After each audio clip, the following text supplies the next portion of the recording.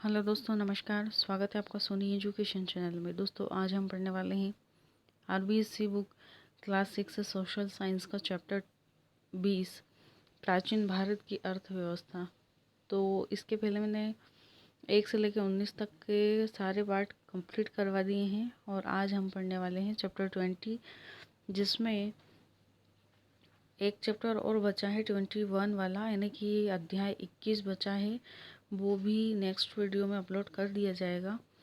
और साथ ही साथ अगर आप राजस्थान जीके की प्रिपरेशन अच्छे से करना चाहते हैं और इसी प्रकार के क्वेश्चन चाहते हैं तो उसकी भी वीडियो अपलोड हैं। जब चैप्टर वाइज ही हैं और क्लास वाइज प्लेलिस्ट बनी हुई हैं, आप चाहें तो देख सकते हैं। दोस्तों, अगर आप मेरे चैनल पर नए हैं और अगर आपने अभी तक मेरे चैनल को सब्सक्राइब नहीं किया है तो कर लीजिए, ताकि आपको समय पर नोटिफिकेशन प्राप्त हो सके। तो आज हम पढ़ने वाले हैं अध्याय 20 प्राचीन भारत की अर्थव्यवस्था। पहला प्रश्न है, भारतीय किसान कुछ मायने में एक औसत अंग्रेज किसान से भी अच्छा है। यह वाक्य किसका है? तो भारतीय किसान कुछ मायने में एक औसत अंग्रेज किसान से भी अच्छा है, यह वाक्य डॉक्टर वॉयलेकर का है, जिन्होंने 1889 में कहा था। अंग्रेजों के आगमन से पूर्व भारत में उद्योग कितने प्रकार के प्रचलित थे? तो जब अंग्रेज भारत नहीं आए थे तब 2 प्रकार के उद्योग भारत में प्रचलित थे। पहला, गांवों में स्थापित कुटीर उद्योग और शहरों में स्थापित बड़े उद्योग, यानी कि गांव में कुटीर उद्योग चलते थे और शहरों में बड़े बड़े उद्योग चलते थे। तो इस प्रकार से 2 उद्योग चलते थे अंग्रेजों के आगमन से पूर्व। नेक्स्ट क्वेश्चन है, भारत के किस क्षेत्र पर अंग्रेजों की विजय से पहले वह पूरी दुनिया में कपड़ा उत्पादन में अग्रणी था? अब भारत में अंग्रेजों की, यानी कि अंग्रेजों ने अपना राज्य स्थापित कर लिया था, भारत के लोग अंग्रेजों के गुलाम हो गए थे। इससे पहले पूरी दुनिया में कपड़ा उत्पादन के क्षेत्र में बंगाल अग्रणी था। ठीक है, ये पर गलत लिखा गया है। बंगाल क्षेत्र जो है वह कपड़ा उत्पादन में अग्रणी था। नेक्स्ट है, भारत के किस क्षेत्र से यूरोपीय कंपनियों द्वारा भारी मात्रा में सूती कपड़े बाहर भेजे जाते थे? भारत के बंगाल क्षेत्र से यूरोपीय कंपनियों द्वारा भारी मात्रा में सूती कपड़े बाहर, यानी कि कौन से कपड़े भेजे जाते थे? तो सूती कपड़े बंगाल से भेजे जाते थे। कौन सी कंपनियां भेजती थी? यूरोपीय कंपनियां। अगला प्रश्न है, बंगाल किन वस्त्र उद्योगों का मुख्य केंद्र था? तो बंगाल सूती व रेशमी वस्त्र उद्योगों का प्रमुख केंद्र था। अगला प्रश्न है, किसने कहा था भारतीयों को अनादिकाल से लोहे को गलाने की कला का ज्ञान रहा है? तो यह कहा था विल्सन ने। ये इस तरीके के प्रश्न भी एग्जाम में पूछे जा सकते हैं परिभाषा के रूप में। नेक्स्ट है, दिल्ली मेहरौली में कुतुब मीनार के परिसर में कौन सा स्तंभ खड़ा है? तो लौह स्तंभ है, जो कि दिल्ली मेहरौली में खड़ा हुआ है। और इसकी एक विशेषता यह है कि इसमें अभी तक जंग नहीं लगी है। तो यह विश्वविख्यात लौह स्तंभ है मेहरौली का। नेक्स्ट है, राजस्थान में मौर्यकालीन लौह प्रगलन भट्टियों के अवशेष कहाँ से प्राप्त हुए हैं?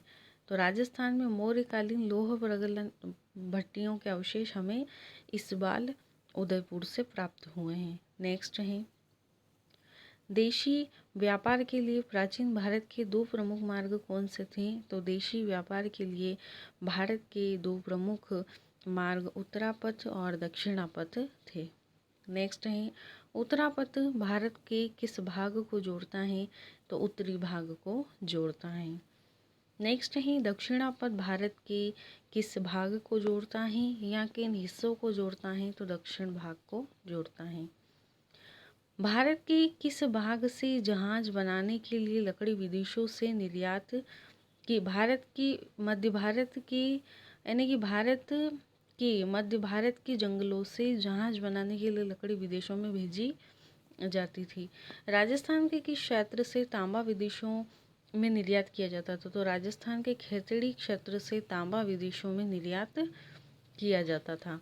नेक्स्ट है, प्राचीन भारत में मेवाड़ से विदेशों में कौन सी धातु निर्यात की जाती थी?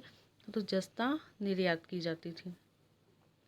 अगला प्रश्न है, प्राचीन भारत में यूरोप में भारत के से क्या निर्यात किया जाता था? तो प्राचीन भारत में यूरोप से काली मिर्च निर्यात की जाती थी अधिक मात्रा में।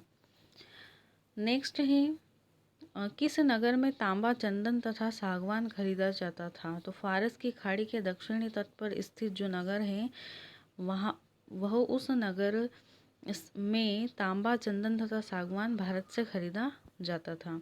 नेक्स्ट है प्राचीन समय में हाथी दांत व सोना भारत में किस देश से आता था? तो भारत के अंदर हाथी दांत और सोना ये दो चीज़ें हैं जो इथोपिया, अफ्रीका से भारत में आयात होती थी। आयात का मतलब आना और निर्यात का मतलब भेजा जाना। किन लेखकों ने हिंद, चीन व हिंद एशिया में भारतीय व्यापारियों की बस्तियों का उल्लेख किया है? तो चीनी लेखकों ने किया है। नेक्स्ट है चंपा और मिथिला से व्यापारी नावों में सामान लादकर कहाँ ले जाते थे? ताम्रलिप्ति बंगाल में ले जाते थे। कहाँ से? चंपा और मिथिला से व्यापारी सामान लादकर ताम्रलिप्ति बंगाल में ले जाते थे। और लौह प्रगटन भट्टियों से तात्पर्य लोहा गलाने की भट्टियों से है। दोस्तों वीडियो अच्छी लगी हो तो लाइक, शेयर, कमेंट कीजिए।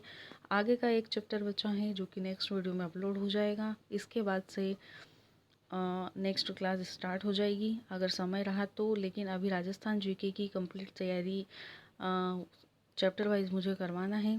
तो जैसे ही मुझे समय मिलेगा मैं 7th क्लास का वीडियो भी क्वेश्चन वाइज अपलोड करूँगी। अगर आपको वीडियो अच्छी लग रही हो तो आप कमेंट में ज़रूर बताइए कि क्या मुझे नेक्स्ट क्लास की वीडियो भी अपलोड करना चाहिए। अगर आपके कमेंट मुझे पॉजिटिव रहेंगे तो मैं ज़रूर नेक्स्ट 7th क्लास की वीडियो भी ज़रूर अपलोड करूँगी। Thank you.